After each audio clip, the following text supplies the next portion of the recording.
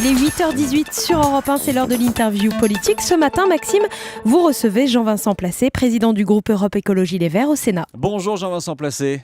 Bonjour. Merci d'être en direct. Merci d'être en direct avec nous en ce 24 décembre. Pour nos auditeurs, c'est pour cela que nous sourions immédiatement de façon béate. C'est parce que nous sommes le 24 et on se disait avant l'antenne que nous étions tous les deux très courageux. Mais voilà. Oui, mais surtout vous.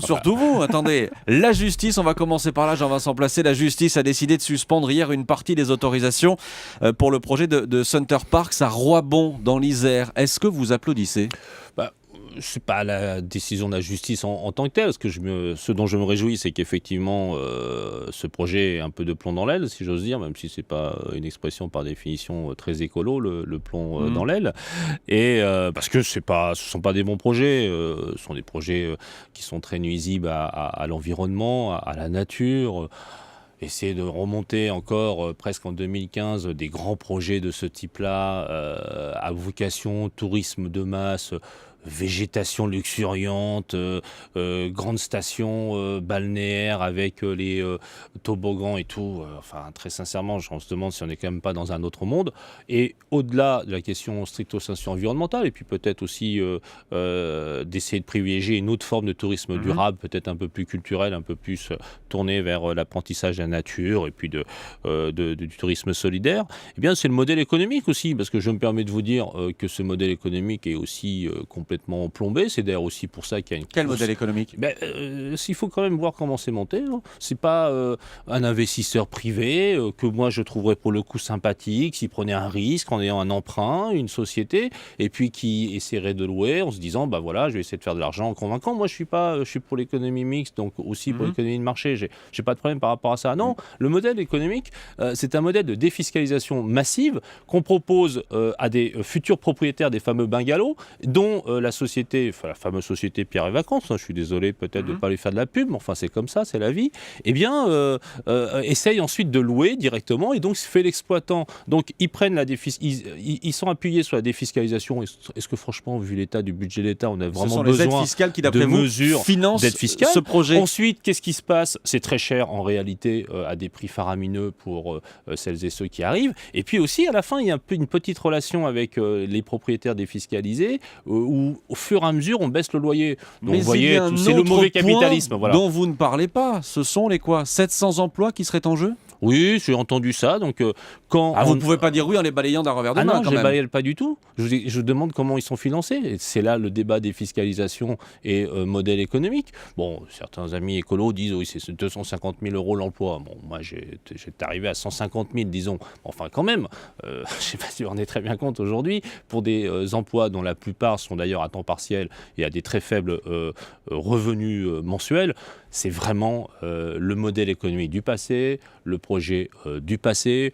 Et moi, je souhaite que pour autant d'argent, si j'ose dire, autant faire la promotion d'un autre tourisme plus intelligent, plus respectueux de l'environnement et de la nature, et aussi d'ailleurs des futurs consommateurs touristiques qui, je pense, vont se tourner d'ailleurs de plus en plus vers d'autres modes de consommation touristique, parce que pour le coup, le tourisme, moi, je suis pour aider, et ainsi que l'économie, bien sûr. Mais est-ce que vous serez systématiquement contre, chez Europe Écologie Les Verts, ce genre de projet ? Mais non, moi je suis pour le développement du tourisme. Vous voyez, sauf que là on a un gros projet. Le ministre des Affaires étrangères m'a proposé d'aider aux investissements touristiques au Maghreb, parce qu'actuellement il y a une difficulté. Bon, les événements internationaux, les circonstances économiques, le pouvoir d'achat des Français. Enfin, il y a des difficultés. Donc vous voyez, moi je suis un écologiste qui est passionné par l'économie.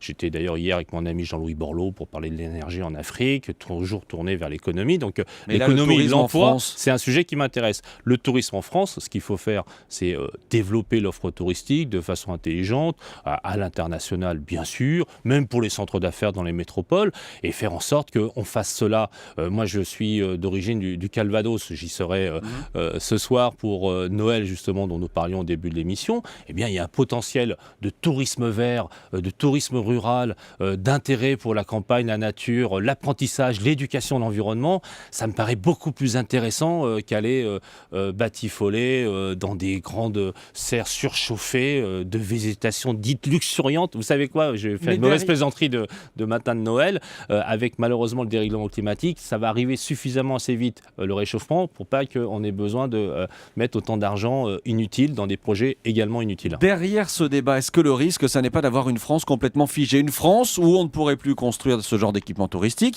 plus d'aéroports comme à Notre-Dame-des-Landes et plus de barrages comme à Sivins? Est-ce que c'est ça que vous cherchez, cette France figée? Moi, je ne suis pas d'ailleurs pour être dans une écologie d'opposition, d'unique contestation, de critique permanente, de manifestation, y compris, et pas sur ces sujets-là, hein, je suis évidemment d'accord avec le combat de mes amis. Après, je suis pour une écologie de proposition, comme le fait Ségolène Royal, comme le propose d'ailleurs le président de la République François Hollande, et une écologie tournée vers l'économie. Donc il nous faut trouver, effectivement, je viens de le dire, sur le tourisme vert, il y a un potentiel extraordinaire. Vous savez, j'ai passé toutes mes vacances, moi, dans le bocage virois, dans l'Orne, il y a du cheval, il y a des endroits magnifiques, il y a des lieux à découvrir, des promenades, y compris redécouvrir la ferme. Enfin, mais cette ça me France paraît figée, Jean-Vincent Placé... Ça, c'est un vrai potentiel. On ne mesure pas à quel point plutôt aider des micro-projets d'économie solidaire, de tourisme environnemental, eh bien, on gagnerait beaucoup plus d'argent, on ferait beaucoup plus d'emplois qu'avec ces grands projets pharaoniques qui n'ont pas de sens. Et c'est ça où je veux en venir.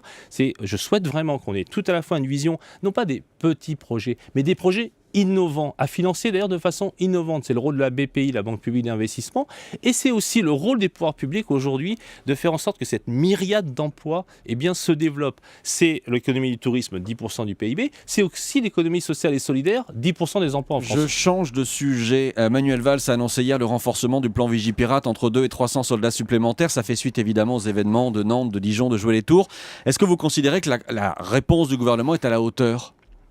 Je trouve que ce que j'ai entendu du président de la République notamment, à savoir qu'il faut éviter les amalgames, il faut garder la tête froide, mais justement, il faut garder son sang-froid. Vous dites éviter les amalgames, est-ce que là on ne mélange pas tout ? Non. 3 événements qui n'ont rien à voir les uns avec les autres. Il y a la concomitance. Donc la concomitance évidemment choque, marque, ça fait depuis 2-3 jours. Moi, je ne suis pas d'un naturel très inquiet, mais je suis comme tout le monde, j'ai une famille, j'ai une petite qui a maintenant 1 an, et il y a une préoccupation quelque part. Vous savez, je vais vous dire, je suis passé tout à l'heure devant les Champs-Élysées, je pensais à la rue tout à l'heure, et je me suis dit, voilà, il y a une image qui est venue, donc il y a une préoccupation. Donc qu'il y ait des forces de l'ordre, et moi je suis tout à la fois écologiste et un ami des forces de l'ordre, et je suis content, moi, quand il y a des forces de l'ordre sur le terrain, auprès des populations, de façon républicaine, ça rassure. Et donc je trouve que c'est une bonne réponse. Je dis aussi, donc, et je le répète, que les propos d'équilibre du chef de l'État, le président de la République François Hollande, par rapport à la nécessité de ne pas faire d'amalgame, de ne pas stigmatiser, de ne pas arriver dans des réponses précipitées, notamment par rapport stricto sensu au message du djihadisme. On voit par exemple qu'à Nantes, c'était manifestement un déséquilibré. C'est ce que je disais, des événements qui n'ont rien à voir. Chercher un moment entre son déséquilibre et puis une espèce de quart d'heure warolien dramatique. Et je pense évidemment au jeune homme de 25 ans décédé, à sa famille.